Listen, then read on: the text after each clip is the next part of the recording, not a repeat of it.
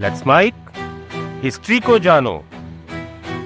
Imagine कीजिए कि एक शख्स मराठा साम्राज्य का पेशवा है, लेकिन वो खुद अपने घर के अंदर सेफ नहीं है।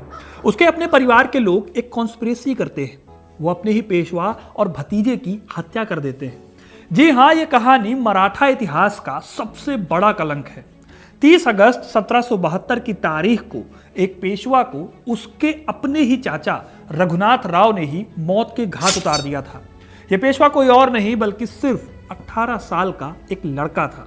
इस लड़के का नाम था पेशवा नारायण राव। मराठा इतिहास की यह वो कहानी है जिसने मराठों को गर्त में धकेल दिया था। लेकिन रघुनाथ राव ने अपने भतीजे की ही हत्या क्यों की? क्या यह एक ताकत का खेल था जैसा पहले से होता आया था, या फिर सत्ता का लालच जिसने रघुनाथ राव को अंधा कर दिया था? यह सब जानेंगे इस वीडियो में, तो वीडियो को इन तक जरूर देखिएगा, क्योंकि अपना इतिहास नहीं जानोगे तो खुद को कैसे पहचानोगे। दोस्तों, पेशवाई मराठा इतिहास की सबसे इंपॉर्टेंट कुर्सी थी। इस पर बैठने वाला कोई भी शख्स मराठों में सबसे ताकतवर बन सकता था। लेकिन इस कुर्सी की एक दिक्कत थी। यह कुर्सी एक ही परिवार के पास लंबे समय से थी। जाहिर है कि इस परिवार के कई दुश्मन भी खड़े हो गए। कुर्सी के इस लालच में सबसे बड़ा नाम था पेशवा रघुनाथ राव। एक काबिल मिलिट्री कमांडर रघुनाथ राव ने 35 सालों तक कोशिश की कि वो पेशवा की कुर्सी को पा जाएं। लेकिन हर कदम पर किस्मत ने उन्हें ऐसा झटका दिया कि वो अपने ही भतीजे की हत्या करने पर उतारू हो गए। आपको शायद यकीन न हो, लेकिन जिनकी हत्या रघुनाथ राव ने की, उनको संभालने की शपथ भी रघुनाथ राव ने ही ली थी। यह शपथ कैसे एक बड़ा षड्यंत्र बन गई, उसकी कहानी को जानने के लिए हमें शुरू से इस कहानी को जानना होगा। साल 1761 में पानीपत की लड़ाई हुई। इस लड़ाई में मराठों की भीषण हार हुई।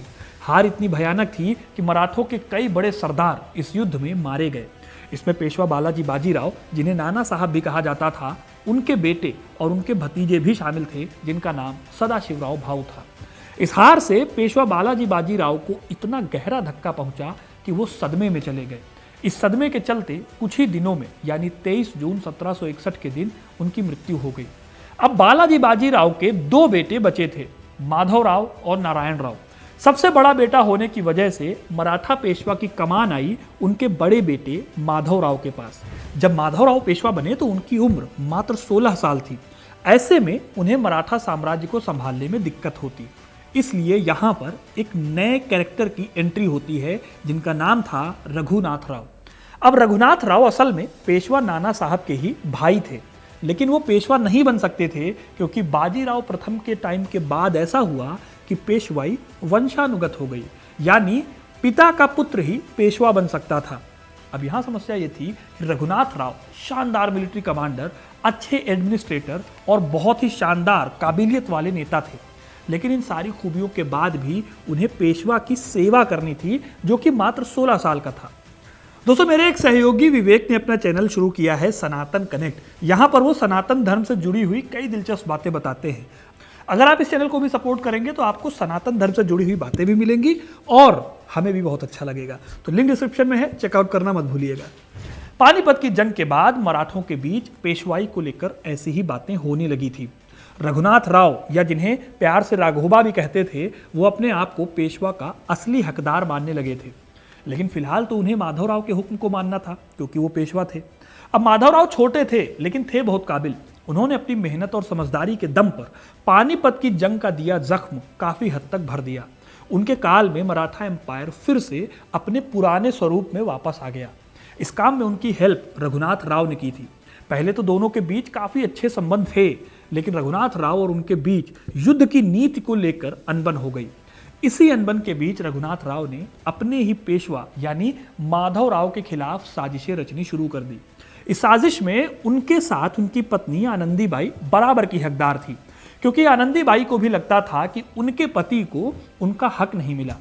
इसी वजह से रघुनाथ राव ने माधवराव की बातों के खिलाफ जाकर काम करना शुरू कर दिया। इसका एंड रिजल्ट ये हुआ कि रघुनाथ राव और माधवराव के बीच एक तनाव का रिश्ता बन गया, जो कि एक लड़ाई में बदल गया। दोनों के बीच एक युद्ध हुआ जिसमें रघुनाथ राव की हार हो गई। मजबूरी में माधवराव को अपने ही चाचा को नजरबंद करना पड़ा। वो अपने चाचा को कोई सजा नहीं देना चाहते थे, इसलिए 10 जून 1768 यानी 1768 के दिन रघुनाथ राव को उन्होंने पेशवाओं के महल शनिवार वाड़ा में कैद कर लिया।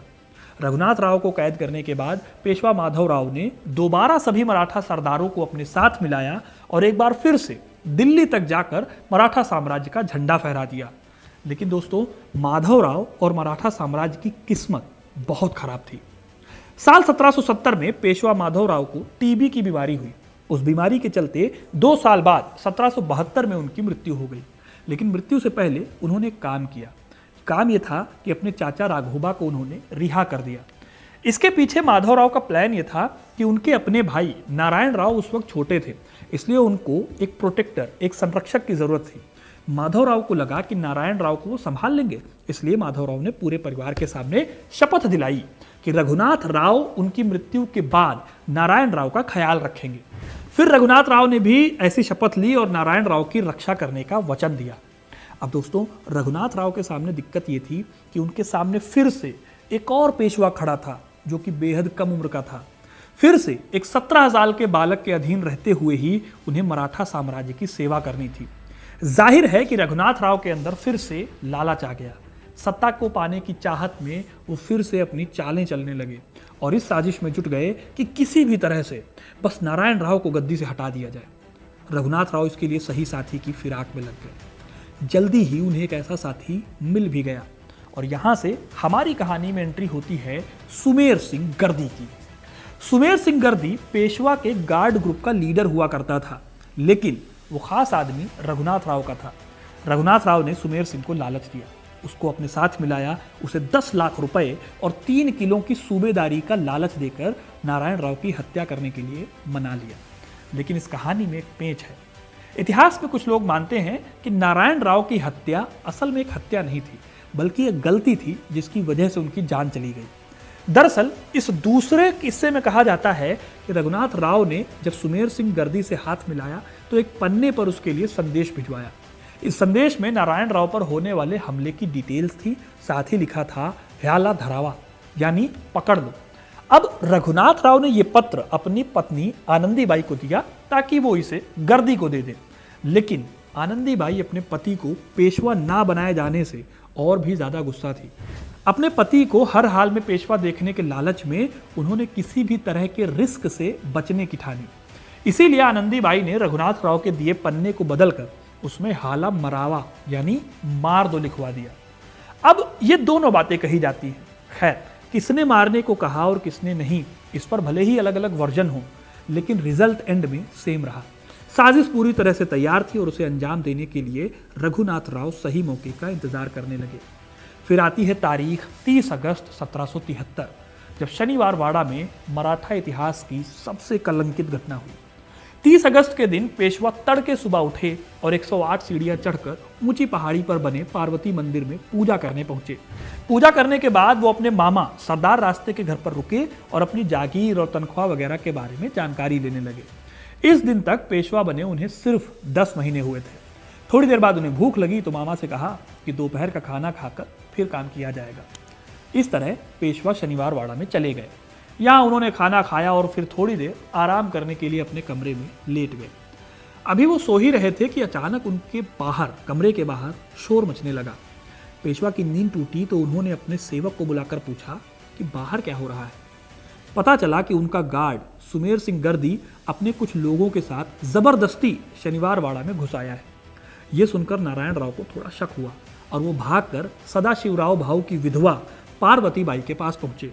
वो पार्वती बाई के बहुत करीब थे और पार्वती बाई ने नारायण राव को जब ये जाना तो उन्होंने छिप जाने को कहा। नारायण राव को लगा कि उनकी जान अब सिर्फ और सिर्फ उनके चाचा रघुनाथ राव ही बचा सकते थे, इसलिए वो देवघर की तरफ भागे। देवघर में रघुनाथ राव पूजा कर रहे थे। नारायण राव उनसे बोले, जान बचा लो चाचा। अभी तक नारायण राव को पता ही नहीं था कि जिनके पास वो जान की भीख मांगने आए थे वही इस साजिश के कर्ता धर्ता थे। इधर उन्होंने मदद मांगी, लेकिन रघुनाथ राव ने कोई मदद नहीं की, वो वहीं खड़े रहे। इससे पहले पेशवा इस साजिश को समझ पाते, सुमेर सिंह गर्दी ने नारायण राव को पकड़ लिया। अब यहाँ पर उसी चिट्ठी के आधार पर एक बात कही जाती है कि गर्दी सिर्फ पेशवा को गिरफ्तार करने वाला था, इसीलिए रघुनाथ राव ने सोचा कि नारायण राव बस नाटक कर रहे हैं। लेकिन सुमेर गर्दी ने नारायण राव की गर्दन पर कतार रख दी। जब तक वो हालात को संभालते तब तक सुमेर ने नारायण की गर्दन पर कतार चला दी। इस तरह से 18 साल के पेशवा की हत्या हो गई। इस तरह नारायण राव, जो शायद पेशवा माधव राव की तरह ही प्रभावशाली पेशवा बन सकते थे, उनकी हत्या ने मराठों को बहुत बड़ा धक्का दिया। अक्सर सुनने को मिलता है कि नारायण राव में दूरदर्शिता की कमी थी, लेकिन मैं इस बात से एग्री नहीं करता। इसकी वजह यह है कि मराठों में इस तरह की बात पहले ज़्यादातर देखी नहीं गई थी।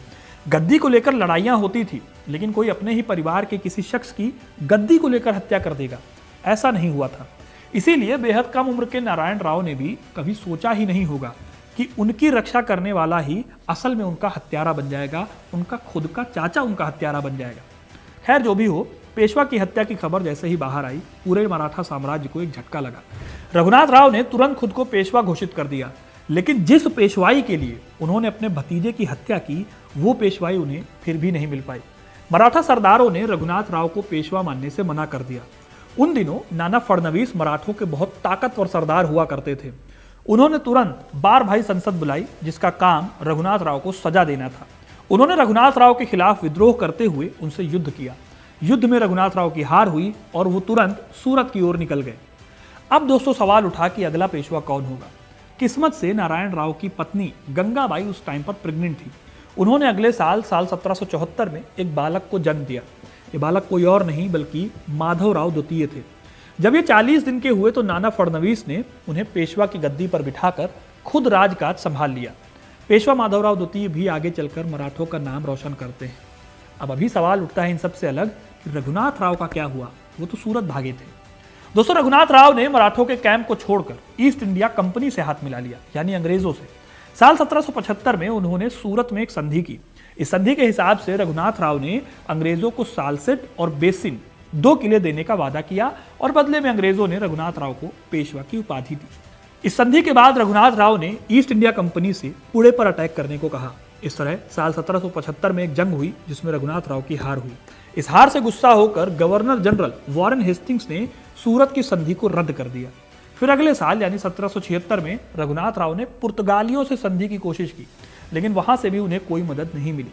जिस पेशवा पद के लिए उन्होंने अपने भतीजे की हत्या करवाई, वो पेशवा का पद उन्हें कभी नहीं मिला।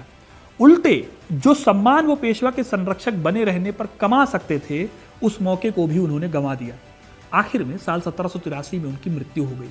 लेकिन इस पूरी साजिश में ईस्ट इंडिया कंपनी को समझ आ गया कि मराठे अभी कमजोर हैं। फिर अंग्रेजों ने मराठों पर शिकंजा कसना शुरू किया, जिसके चलते मराठों और अंग्रेजों के बीच एंग्लो मराठा युद्ध शुरू हुए और साल 1818 में आखिरकार मराठा साम्राज्य का अंत हो गया। तो दोस्तों, ये थी कहानी एक पेशवा की हत्या की, जिसने आगे चलकर मराठों के अंत की कहानी लिखी। आपको ये कहानी कैसी लगी कमेंट करके जरूर बताइएगा। वीडियो को लाइक और शेयर करना ना भूलें और ऐसे इंटरेस्टिंग कहानियों के लिए, इतिहास से जुड़े रहने के लिए हिस्ट्री कनेक्ट को सब्सक्राइब जरूर करें। धन्यवाद।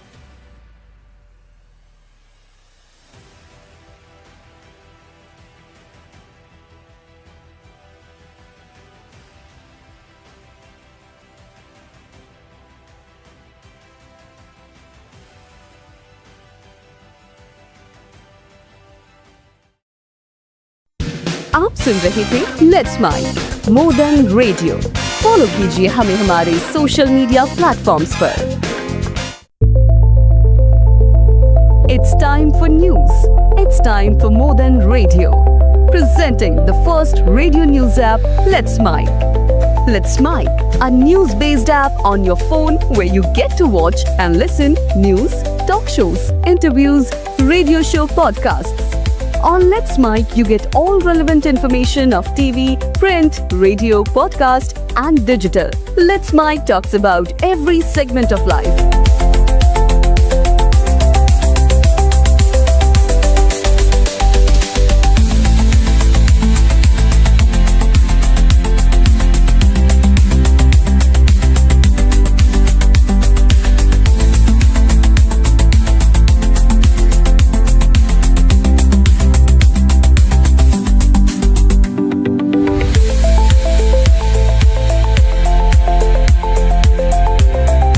Download the app now from Play Store. Available both on Android and iOS mobile phones. Follow us on YouTube, Instagram, Twitter, LinkedIn, Facebook, Telegram, WhatsApp, Snapchat. Let's talk, let's connect, and let's mic.